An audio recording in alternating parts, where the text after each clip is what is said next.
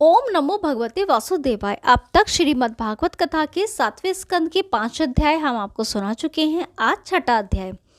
प्रहलाद ने सब बालकों को अपने निकट बैठाकर कहा कि सुनो मित्रों, अभी तक बालकपन होने से तुमको काम, क्रोध, लोभ, मोह नहीं व्यापा और तुम्हारा मन सांसारी मायाजाल में नहीं फंसा। इसलिए तुम जिस बार पर चित लगाओ वह कामना तुम्हें तुरंत प्राप्त हो सकती है। सो मैं तुम्हारे कल्याण के लिए एक उपाय बतलाता हूँ। सुनो, अभी से अपना मन परमेश्वर के ध्यान में लगाओ और इस बात का विश्वास मानो कि मनुष्य संसारी तृष्णा रखने और स्त्री पुत्र व धन का मोह करने से ज़्यादा दुखी रहता है, जन्म व मरण से नहीं छूटता और इसी कारण हरिचरणों में प्रेम नहीं होता। परमेश्वर से विमुख रहने और अपना जन्म व्यथा खोने वाला मनुष्य अवश्य नरक भोगता है। इसलिए तुम्हें हरि भजन में स्मरण करना उचित है। संसारी जाल में न फंसना चाहिए। परमेश्वर को पहचानने, हरि भजन करने, नारायण का नाम लेने और भवसागर से पार उतरने के लिए यही चैतन्य चोला समझो।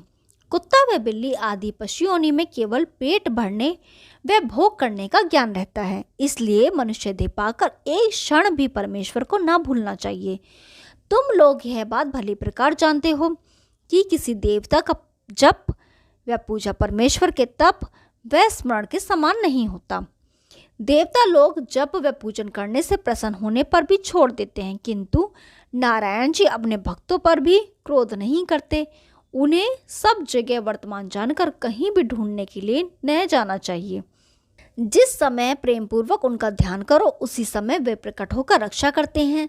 सो तुम लोग अपनी इंद्रियों व मन को वश में करके क्रोध व तृष्णा को त्याग कर सतो गुण से जीवों पर दया रखो। मनसा वाचा कर्मणा हरि चरणों में ध्यान लगाकर परमेश्वर के नाम का स्मरण करो, तब तुमको बड़ा सुख मिलेगा। कदाचित तुम लोग मेरे कहने का विश्वास न मानकर ऐसा कहो कि यह हमारे साथ का बालक होकर हमें ज्ञान सिखाता है। इसने ज्ञान कहाँ से पाया? सो मैं अपने मन से ही ज्ञान तुमको नहीं बताता, नारद मुनि के वचन के अनुसार ही कहता हूँ। यह बात सुनकर लड़कों ने कहा, हे प्रहलाद, अभी हम लोग बालक हैं, वृद्धापन में परमेश्वर का भजन व स्मरण कर लेंगे। तब प्रहलाद बोले, सुनो, इंद्रियों को सब योनि में सुख मिलता है, परंतु परमेश्वर का भजन दूसरी योनि में नहीं हो सकता है।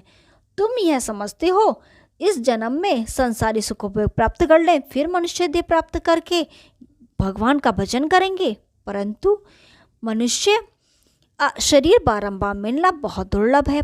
दुख एवं सुख पुनर्जन्मों के संसार से मिलते हैं। संसारी सुख पुनर्जन्मों के संस्कार से मिलते हैं। संस्कारी सुख थोड़े दिन रहता है और हरि भजन करने से महाप्रलय तक अनेक प्रकार के आनंद प्राप्त होते हैं। जिस तरह आंधी वृक्षों एवं पत्तों को उड़ा ले जाती है, उसी तरह तुम्हारे दादा और परदादा आदि पुरुषों को काल रूपी आंधी मारकर उड़ा ले गई। एक दिन तुम्हारी भी वही दशा होगी। जो माया रूपी जाल में फंस गया वह उससे निकल नहीं सकता। तुम लोग भी जब स्त्री पुत्र आदि के मोह में फंस जाओगे तब श्री हरि भजन तुमसे नहीं होगा। जिस तरह गाय भैंस आदि पशु वन में घास चढ़ने के लालच से कुएं व खंदक में गिरकर चोट खा जाते हैं, वैसे ही मनुष्य माया रूपी अंधकूप में गिरने से दुख पाता है। जो कोई संसार से विरक्त होकर श्री हरि के चरणाविंदों में स्नेह करता है, वह भवरूपी अंधकूप से बाहर निकल आता है। सांसारिक सुखोभियोग को कांच के तुल्य एवं हरिस्मरण तथा भगवत भक्ति को पारसमणि के तुल्य जानना चाहिए। ऐसे वचन सुनकर विद्यार्थियों ने प्रहलाद से प्रश्न किया, हे प्रहलाद, यह बताओ तुम्हें नारद जी किस स्थान पर मिले थे? ओम नमो भगवते वासुदेवाय। छठा अध्याय समाप्त हुआ। अब 7वां अध्याय। देवर्षि नारद जी बोले, हे धर्मराज युधिष्ठिर, उन बालकों की यह बात सुनकर प्रहलाद ने कहा कि जब हमारे चाचा हिरण्याक्ष का वराह भगवान ने वध कर दिया और मेरे पिता हिरण्यकश्यप मंत्राचल पर्वत पर तपस्या करने के लिए चले गए, तब इंद्र ने मौका पाकर नमुची आदि दैत्यों को संग्राम में मारकर भगा दिया और दैत्यों की स्त्रियों को पकड़कर देवलोक को ले चला।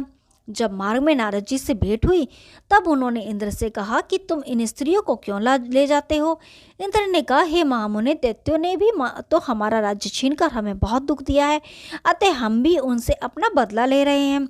यह बात सुनकर नारद जी ने कहा, हे इंद्र, इन स्त्रियों में से हिरण्यकश्यप की स्त्री को जिसके घर में प्रहलाद है उसे तो छोड़ दे, क्योंकि प्रहलाद हरिभक्त होकर देवताओं की सहायता करेगा। तब इंद्र ने मेरी माता को नारद जी को सौंप दिया और मुझे उसके गर्भ में हरि भजन सुनकर उनकी परिक्रमा करके इंद्र देवलोक को चला गया। नारद जी ने मेरी माता को ब्राह्मण और ऋषिवरों के स्थान पर, जहाँ लोग तपस्या एवं ध्यान करते थे, वहां लाकर रख दिया। ऋषिवर लोग भोजन तथा वस्त्र कर देकर उनकी रक्षा किया करते थे। जब कभी मेरी माता अपने स्वामी एवं परिवार का स्मरण करके दुखी होकर रोने लगती थी, तब नारद आदि ऋषिवर उन्हें ज्ञानोपदेश देकर समझाकर कहते थे कि हे क्याधु, तू चिंता ना कर, क्योंकि संसार में कभी दुख होता है तो कभी सुख भी होता है। अतः तू अपने हृदय में संतोष धारण कर। कुछ दिनों पश्चात पति हिरण्यकश्यप मंदराचल पर्वत से लौटकर तीनों लोकों का राजा होगा और तू रानी होगी। मैंने यह वृत्तांत अपनी माता के गर्भ में सुना था, जो तुमको सुना दिया। अतः अब तुम लोग मेरा वचन सत्य जानकर उसी के अनुसार कार्य करो। नारद जी ने ज्ञानोपदेश देते समय यह भी कहा था कि इस स्त्री को यह प्राप्त न हो सकेगा, परंतु जो बालक इसके गर्भ में है वह इसे याद रखेगा। अतः अब मैं वही ज्ञान आपसे कहता हूँ, उसे तुम सुनो। मनुष्य की बाल, युवा एवं वृद्धा ये तीनों अवस्थाएं होती हैं, तथा परमेश्वर परमात्मा पुरुष जिनका तेज सब प्राणियों के शरीर में रहकर जीवात्मा कहलाता है, और वह सदा एक रूप रहता है, कभी घटता बढ़ता नहीं है, तथा उसे हर्ष और विषाद कुछ भी नहीं होता। जो मनुष्य श्री नारायण जी को इस प्रकार समझता है वह सदैव आनंद करता है। जिस प्रकार न्यारिया मिट्टी को शोध कर स्वर्ण को निकाला जाता है और फिर उस मिट्टी से कुछ योजन नहीं रहता, उसी भांति मनुष्य के शरीर में भगवान का भजन एवं ध्यान करने से जो मुक्ति रूपी स्वर्ण है उसे निकाल लें और शरीर को मिट्टी समझकर त्याग दें। जो लोग द्रव्य एवं पारिवारिक सुख का आनंद लेना चाहते हैं वह आनंद सदैव स्थिर नहीं रहता, तथा भगवत भजन करने का सुख नित्य प्रति बढ़ता हुआ सदैव स्थिर रहता है। अतः तुम लोग काम, क्रोध, लोभ, मोह को जीतकर भगवत भक्ति करो, इसी में तुम्हारा कल्याण है। कि स्त्री, पुत्र, राज्य, सेना, राजभवन, हाथी, घोड़ा कुछ भी तुम्हारे साथ नहीं जाएगा, और न ये तुम्हें मृत्यु से बचाएंगे सकेंगे। ये सब यहीं रह जाएंगे। महल आदि गिराने से भी शीघ्र ही नहीं गिरते, और यह शरीर एक पल में नष्ट हो जाता है और मरने के बाद किसी काम नहीं आता। मनुष्य सदैव अपने सुखोपभोग की वस्तुओं की इच्छा करता रहता है, परंतु बिना श्री नारायण जी की कृपा से उससे कुछ भी नहीं मिलता। अब अपना शरीर ही साथ नहीं जाता तो धन एवं परिवार के लोग को उसका क्या साथ दे सकते हैं। श्री नारायण जी जितने शीघ्र सच्चे स्नेह भक्ति से प्रसन्न होते हैं, उतने शीघ्र जप, तप, यज्ञ, दान एवं व्रत करने से प्रसन्न नहीं होते। मैंने नारद जी द्वारा गर्भ में जो कुछ सुना था उस पर विश्वास किया। प्रहलाद बोले, हे मित्रों, इसके बाद मेरे पिता हिरण्यकश्यपु ने मुझे मारने के निमित्त बहुत से षड्यंत्र करे, परंतु उस ज्ञानोपदेश के प्रताप से उनका कोई भी षड्यंत्र सफल न हुआ। यद्यपि तुम यह कहो कि हम लोग दैत्य कुल, मांसाहारी व मदिरा पान करने वाले हैं, अतः हमारा तप एवं स्मरण श्री नारायण जी किस प्रकार स्वीकार करेंगे। तुम इस बात का विचार न करके मेरे इस कथन पर विश्वास करो। देवता, दैत्य एवं मनुष्य कोई भी हो, जो उनका तप एवं भजन करे वही उनको प्रिय है। देखो, मैं भी तो दैत्य का पुत्र हूँ।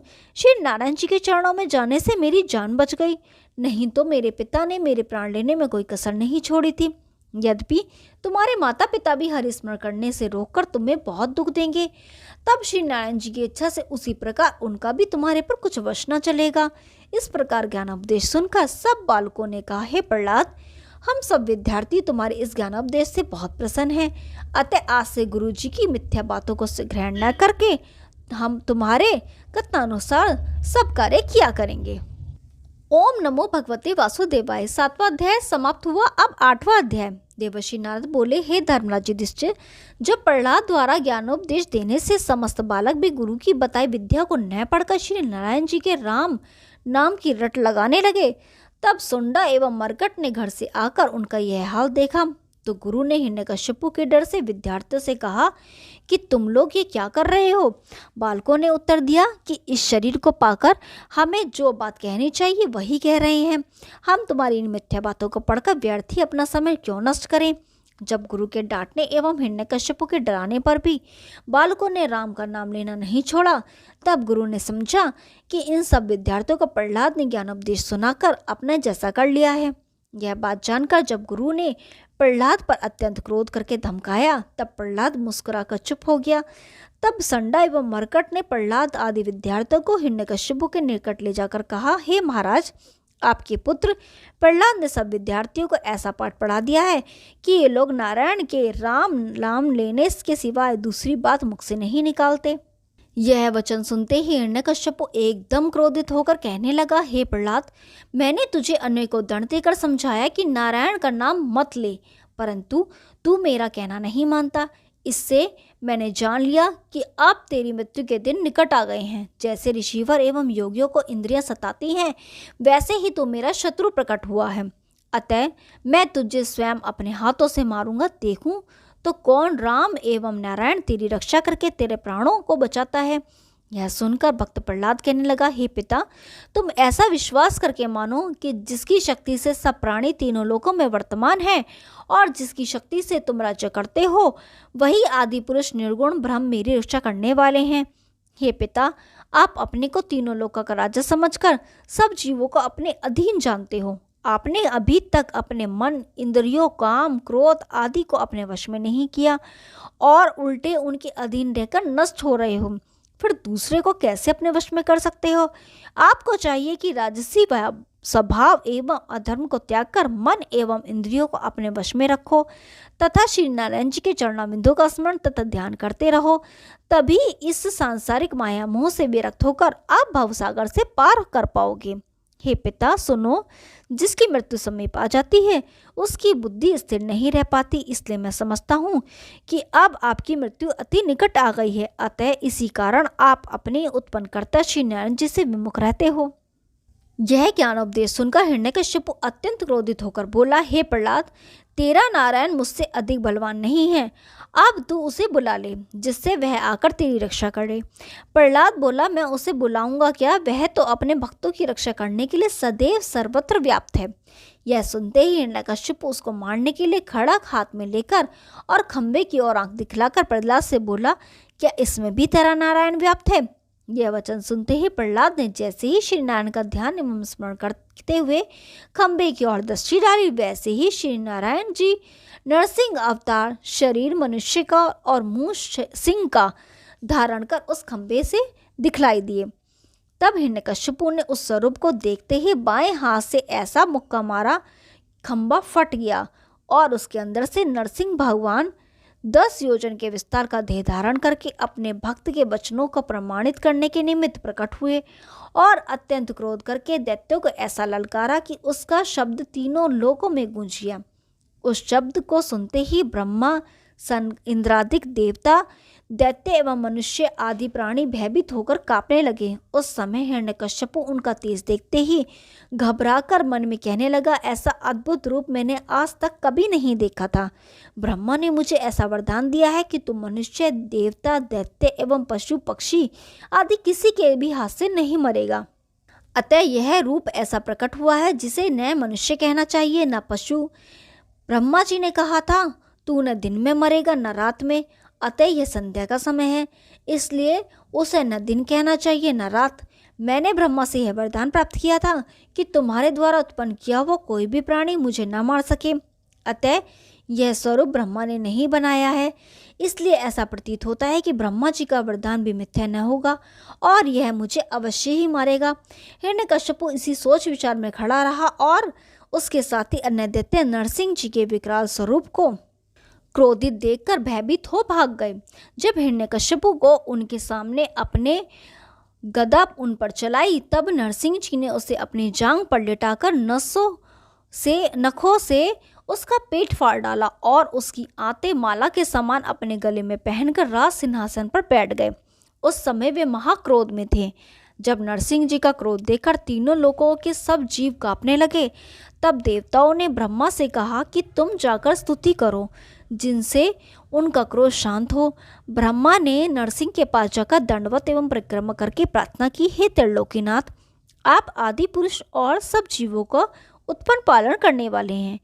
कोई भी ऐसी सामर्थ्य नहीं रखता जो आपकी स्तुति कर सके। अब हिरण्यकश्यप मारा गया। अपना क्रोध क्षमा कीजिए।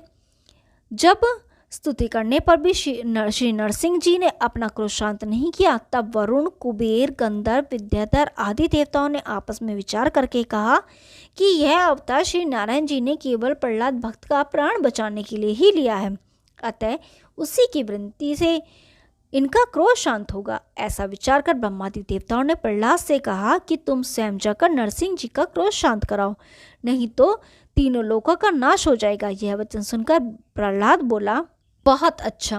उनकी आज्ञा अनुसार प्रहलाद साष्टांग दंडवत करता हुआ नरसिंह जी के पास किया और परिक्रमा करके उनके चरणों पर अपना सिर रख दिया। उस समय प्रहलाद का हृदय मारे हर्ष के ऐसा गदगद हो गया कि जिसका वर्णन नहीं हो सकता। ओम नमो भगवते वासुदेवाय। 8वां अध्याय समाप्त हुआ। अब 9वां अध्याय। नारद जी बोले, हे युधिष्ठिर, जैसे ही प्रहलाद ने नरसिंह जी के चरणों पर सिर रखकर स्तुति की, वैसे ही उन्होंने क्रोध क्षमा करके प्रहलाद का सिर प्रेम से उठाकर उसको अपनी गोद में बैठा लिया और उसके मस्तक पर हाथ फेरकर बोले, हे पुत्र, तू भय ना कर, क्या चाहता है। जब यह वचन कहते हुए नरसिंह के नेत्रों में आंसू भर आए, तब प्रहलाद भक्त उनके प्रेम से रुदन करता हुआ हाथ जोड़कर बोला, हे दीनानाथ, मेरा जन्म दैत्यकुल में हुआ। मैं बालक अज्ञानी आपकी स्तुति, जिनका आदि व अंत कोई नहीं जानता, नहीं कर सकता। हे दीन दयालु, मुझ अधर्मी कुल के बालक पर दयालु होकर आपने रक्षा की, इसलिए अपने समान दूसरे का भाग्य नहीं समझता। आप उत्पत्ति, पालन व नाश करने वाले तीनों लोकों के स्वामी हैं। आपका यह स्वरूप देखकर सब देवता डरते हैं और मैं इस स्वरूप का भय न मानकर बहुत प्रसन्न हूँ, क्योंकि आपने यह अवतार मेरे प्राण बचाने के लिए लिया है। फिर मैं क्यों डरूं? जिस तरह सब जीव बाघ से डरते हैं और उसका बच्चा कुछ भय न मानकर उसे अपना पिता व रक्षा करने वाला जानता है, उसी तरह मैं भी आपको अपना पिता समझकर इस भयानक रूप से कुछ नहीं डरता। ओम नमो भगवते वासुदेवाय। 9वां अध्याय समाप्त हुआ। अब 10वां अध्याय।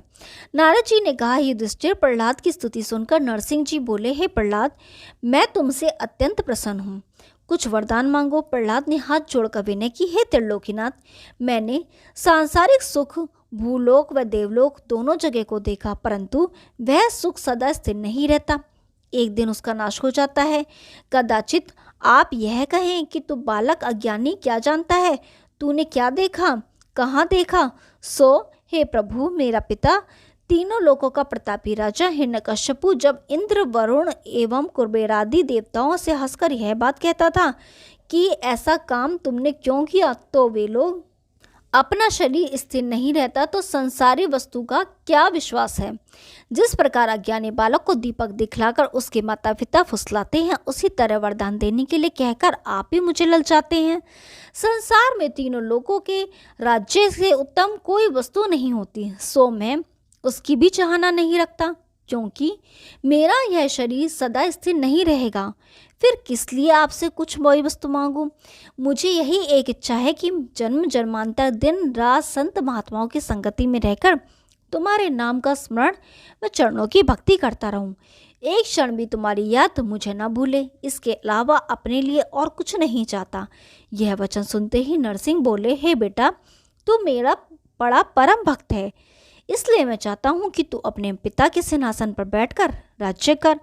कदाचित तेरा दूसरा भाई राज्य करेगा तो सांसारी जीव कहेंगे कि प्रहलाद ने भक्त होने पर भी राज्य नहीं पाया। तुझे मेरी आज्ञा माननी चाहिए। तू धैर्य रख, हमारी कृपा से तुझे काम, क्रोध, लोभ, मोह आदि विकार नहीं व्यापेंगे। मेरे चरणों में प्रीति बनी रहेगी। जिस तरह मेरे परम भक्त लोक व परलोक किसी सुख की चाहना नहीं रखते, उसी तरह तुझको भी कुछ तृष्णा नहीं रहेगी और महाप्रलय तक संसार में तेरा यश स्थिर रहेगा। ऐसा कहकर जब श्री नरसिंह जी गाय के समान प्रहलाद का शरीर चाटने लगे, तब प्रहलाद ने उनकी आज्ञा मानकर विनय की, हे प्रभु, मेरा पिता अपने अज्ञान से आपके साथ शत्रुता रखकर भक्तिहीन था। जो कोई भगवान, वेद, शास्त्र, संत व महात्मा की निंदा करता है, वह इस महापाप से अति दुख पाकर जल्दी कृतार्थ नहीं होता। इसलिए मेरा पिता नरक भोगा करेगा।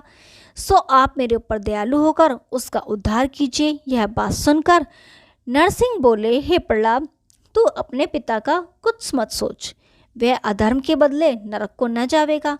जिस कुल में तेरे जैसा हरिभक्त उत्पन्न हुआ, उस कुल वाले स्वप्न में भी यमदूतों को नहीं देख सकते। मैंने तेरे 21 पुरखों नरक से निकालकर स्वर्ग में भेज दिए, फिर तेरा पिता किस तरह नरक भोगेगा? मेरे भक्तों के 7 पुरखा नरक से निकलकर स्वर्गवास करते हैं। वेद व शास्त्र में मगध देश को मरने के वास्ते अशुद्ध लिया है, पर वहाँ भी मेरे भक्तों की जाने वह रहने से वह धरती पवित्र होकर उसका दोष मिट जाता है। अधर्मी व पापी होने पर भी तुझे अपने पिता का दाह कर्म व श्राद्ध करना चाहिए। जब प्रहलाद नरसिंह भगवान की आज्ञा अनुसार हिरण्यकश्यपु का दाह व श्राद्ध कर चुका, तब नरसिंह जी ने प्रहलाद को राज सिंहासन पर बैठाकर तिलक किया। उस समय सब दैत्य व देवताओं ने वहां जाकर प्रहलाद को यथा योग्य दंडवत की व आशीर्वाद दिया। ब्रह्मादिक देवताओं ने नरसिंह जी की दंडवत स्तुति की। प्रहलाद ने ब्रह्मा आदि देवता व शुक्राचार्य पुरोहित का विधि पूर्वक पूजन करके सब देवताओं को विदा किया और आप 8 पहर हरिचरणों का ध्यान रखकर धर्म के साथ पूजा का पालन करने लगा। उसके राज्य में देवता, ऋषिवर, गो, ब्राह्मण, संत व महात्मा आनंद पूर्वक रहकर परमेश्वर का भजन व स्मरण करते थे। कोई जीव दुखी नहीं था। इतनी कथा सुनाकर नारद जी बोले, हे युधिष्ठिर, तुमने हिरण्यकश्यपु व प्रहलाद के विरोध होने का हाल जो मुझसे पूछा था, सो मैंने वर्णन किया। वही हिरण्यकश्यपु व हिरण्याक्ष दूसरे जन्म में रावण व कुंभकर्ण हुए और तीसरे जन्म में शिशुपाल व दंडवक्र होकर जब श्री कृष्ण जी के हाथ से मारे गए, तब वैकुंठ में जाकर जय विजय भगवान के द्वारपाल हुए। ओम नमो भगवते वासुदेवाय। 10वां अध्याय समाप्त हुआ। कल 11वां अध्याय शुरू करेंगे। तब तक के लिए नमस्कार।